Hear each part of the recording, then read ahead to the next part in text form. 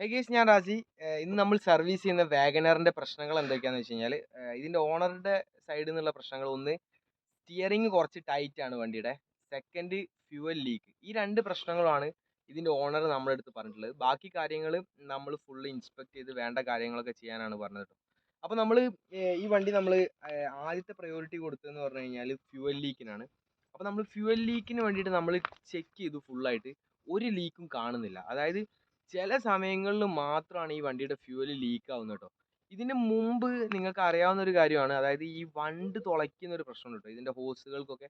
അപ്പോൾ അതുപോലെ വണ്ട് തുളച്ചിട്ട് ഹോളായ ഒരു ഹോസ്, പക്ഷെ അത് മാറിയിട്ടത് കറക്റ്റ് ആയിട്ടുള്ള ഹോസ് അല്ല.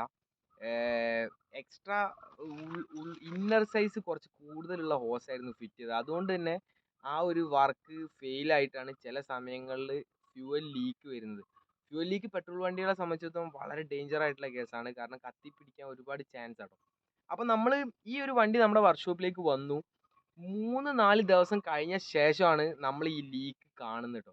അതുവരെ നമ്മൾ വണ്ടി പല സമയങ്ങളിലായിട്ട് നമ്മൾ സ്റ്റാർട്ട് ചെയ്യും, പക്ഷെ ലീക്ക് കാണുന്നില്ല. നമ്മൾ അങ്ങോട്ടും ഇങ്ങോട്ടും വണ്ടി മാറ്റി വയ്ക്കും, എല്ലാം ചെയ്ത് നോക്കും, ലീക്ക് വരുന്നേയില്ല. അങ്ങനെ അവസാനം നമ്മൾ ഒരു ദിവസം, നമ്മൾ രാത്രിയല്ല രാവിലെ നമ്മൾ സ്റ്റാർട്ട് ചെയ്ത സമയത്ത് ലീക്ക് കണ്ടു. ഞാൻ പെട്ടെന്ന് തന്നെ അത് ഷൂട്ട് ചെയ്തു ഫോണിൽ. അത് നിങ്ങൾക്ക് ഞാൻ കാണിച്ചു തരാം. അങ്ങനെ നമ്മൾ ഇതിന്റെ ടാങ്ക് അഴിക്കാൻ തീരുമാനമായി. നമ്മൾ ടാങ്ക് അഴിച്ചിറക്കി നോക്കിയ സമയത്ത്, നിങ്ങൾക്ക് അറിയാവുന്ന കേസാട്ടോ ഇത്. ഈ ഒരു വണ്ടി ലോ കിലോമീറ്റർ വണ്ടി ആയതുകൊണ്ട് ഏകദേശം 40-45,000 കിലോമീറ്റർ മാത്രം ഓടിയിട്ടുള്ളൂ. അതുകൊണ്ട് തന്നെ എന്താ പറയുക, എലി ശല്യമുള്ള ഒരു വണ്ടിയാണ്. എലി കയറുന്നുണ്ട് ഈ വണ്ടിയിൽ. അപ്പം ബാക്ക് സൈഡിൽ നമ്മൾ നോക്കിയപ്പോൾ ടാങ്കിന്റെ ടോപ്പ് സൈഡിലൊക്കെ ആയിട്ട് എന്താ പറയുക, എലി കയറിയ സൈൻ, അടയാളങ്ങളൊക്കെ ഉണ്ട്. അപ്പം നമ്മൾ എന്ത് ചെയ്ത്, ടാങ്ക് നല്ല പ്രോപ്പറായിട്ട് വൃത്തിയാക്കി. മാത്രമല്ല, ആ ഒരു ഹോസിന് പകരം പ്രോപ്പർ ആയിട്ടുള്ള ഹോസ് നമ്മൾ ഈ കാറിൽ നമ്മൾ ഫിറ്റ് ചെയ്തു. ഓക്കെ. അപ്പം പിന്നെ അതുപോലെ തന്നെ പറയുന്നത് പറഞ്ഞു കഴിഞ്ഞാൽ ഈ സ്റ്റിയറിങ്ങിൽ നമ്മൾ ചെക്ക് ചെയ്തപ്പം ഇതിന്റെ താഴെ വരുന്ന ഒരു യൂണിവേഴ്സൽ ജോയിന്റ് ഉണ്ട്. അതൊരു കുറച്ച് പിടുത്തുണ്ടായിരുന്നു കേട്ടോ. അപ്പോൾ അത് നമ്മളൊന്ന് ലൂബ്രിക്കേറ്റ് ഒക്കെ ചെയ്ത് ഫ്രീ ആക്കിയപ്പോൾ അത് ക്ലിയർ ആയി.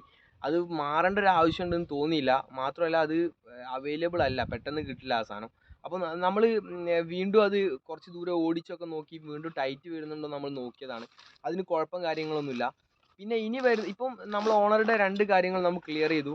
ഓക്കെ. അതുപോലെ തന്നെ നമ്മൾ ഈ സ്റ്റിയറിംഗ് നമ്മൾ ഫിക്സ് ചെയ്തതിന് നമ്മൾ ഒരിക്കലും തന്നെ ചാർജ് നമ്മൾ ഇട്ടിട്ടില്ല കേട്ടോ. നമ്മൾ 1 രൂപ പോലും മേടിച്ചിട്ടില്ല. കാരണം ഇതിന്റെ ഓണർ വിദേശത്താണുള്ളത്. ആള് വന്ന് ഓടിച്ച് നോക്കി ആള് സാറ്റിസ്ഫൈഡ് ആണെങ്കിൽ മാത്രമേ ഉള്ളൂ നമ്മൾ പൈസ മേടിക്കുള്ളൂ.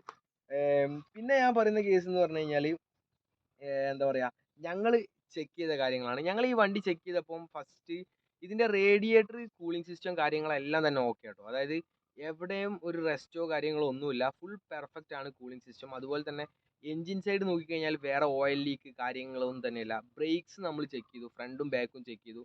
ആ സമയത്ത് യാതൊരു രീതിയിലുള്ള കുഴപ്പമില്ല. ബ്രേക്ക് ഷൂ ഓക്കെയാണ്, വീൽ സിലിണ്ടർ ലീക്ക് ഇല്ല, ബ്രേക്ക് പാഡ് ഓക്കെയാണ്, കാലിപ്പർ പിന്നൊക്കെ പെർഫെക്റ്റ് ആണ്. അതൊക്കെ നമ്മൾ ക്ലീൻ ചെയ്തു. ബാക്ക് സൈഡിലെ ബ്രേക്ക് ഷൂവിന് കുറച്ച് ഗ്രീസ് ചെയ്യാനുണ്ടായിരുന്നു. അത് നമ്മൾ കറക്റ്റ് ഗ്രീസ് ചെയ്തിട്ടുണ്ട് കേട്ടോ.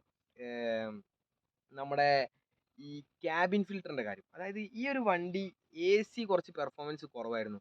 അപ്പം ഞാൻ നിങ്ങളുടെ അടുത്ത് പറഞ്ഞു എലിയുടെ പ്രസൻസ് ഈ വണ്ടിയിലുണ്ട്. അതുകൊണ്ട് തന്നെ നമ്മൾ ക്യാബിൻ ഫിൽറ്റർ നോക്കിയ സമയത്ത് അവിടെ ക്യാബിൻ ഫിൽറ്റർ ഇല്ല, ക്യാബിൻ ഫിൽറ്റർ കാണുന്നേ ഇല്ല. അതായത് ആ ഒരു ഭാഗം കവേർഡ് ആണ്. നിങ്ങളൊരു കാര്യം ആലോചിച്ച് നോക്കണം, ഇപ്പം എന്തായാലും ഈ ഒരു വണ്ടി 4-5 പ്രാവശ്യം സർവീസിന് കയറിയിട്ടുണ്ടാവും. കൂടുതലും എന്താ പറയുക, നല്ല നല്ല വർക്ക്ഷോപ്പുകളിലാണ് സർവീസ് ചെയ്തിട്ടുള്ളത്. പക്ഷേ ഇന്നേ വരെ ആരും ഈ ഒരു വാഹനത്തിന് ആ ഒരു ഏരിയ കട്ട് ചെയ്തിട്ട് അവിടെ ഒരു ക്യാബിൻ ഫിൽറ്റർ ഇട്ട് കൊടുത്തിട്ടില്ല കേട്ടോ. അപ്പോൾ നമ്മൾ ക്യാബിൻ ഫിൽറ്റർ നമുക്ക് എന്തായാലും ഇട്ട് കൊടുക്കണം. പക്ഷെ അതിന് മുമ്പ് നമ്മൾ ഇത് ബ്ലോവർ കാര്യങ്ങളൊക്കെ അഴിച്ച് നോക്കിയപ്പോൾ ഈ ക്യാബിൻ ഫിൽറ്റർ ഇല്ലാത്തതുകൊണ്ട് തന്നെ എലി കയറിയിട്ട് ഇതിൻ്റെ ഉൾഭാഗത്തെല്ലാം പോയിട്ടുണ്ടാവും എന്നുള്ളത് 100% ഉറപ്പാണ്. അപ്പോൾ നമ്മൾ ഇതിൻ്റെ ഓണറുമായിട്ട് സംസാരിച്ചു. നമ്മൾ ഇതിൻ്റെ ഡാഷ്ബോർഡ് ഫുള്ളായിട്ട് നമ്മൾ അയച്ചു. ഡാഷ്ബോർഡ് അയച്ച സമയത്ത് നമ്മൾ കണ്ടത് എലി സ്ഥിരമായിട്ട് ഇതിൻ്റെ ഉള്ളിൽ കയറുന്നുണ്ട്. ഫുൾ വേസ്റ്റ് ഇതിൻ്റെ ഉള്ളിൽ തന്നെ ഉണ്ട്.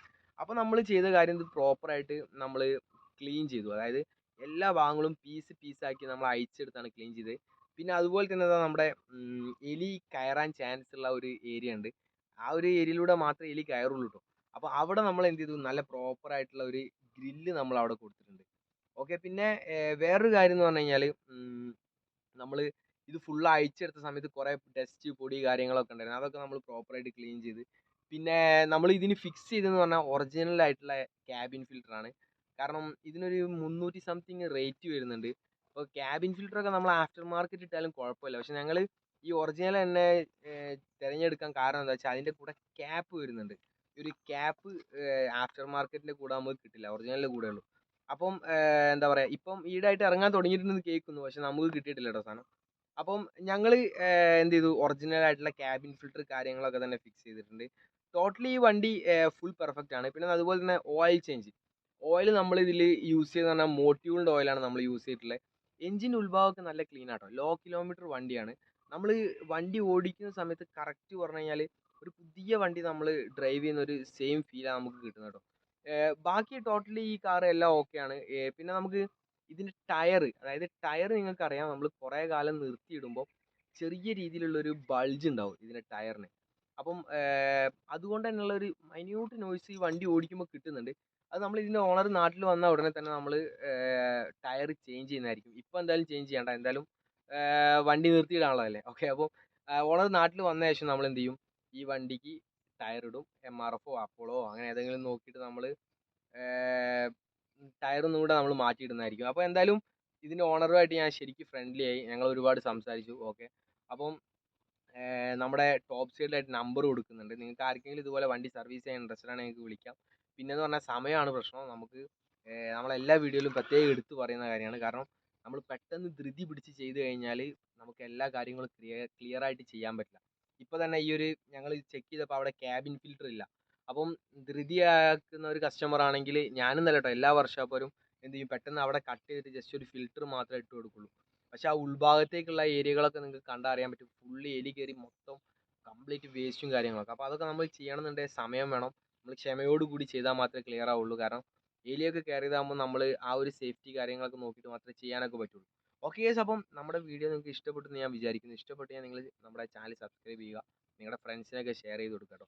അപ്പോൾ നമുക്ക് ഇതുപോലെ ഇൻഫോർമേറ്റീവ് ആയിട്ടുള്ള ഒരു വീഡിയോ ആയിട്ട് വീണ്ടും കാണാം. Okay, thank you.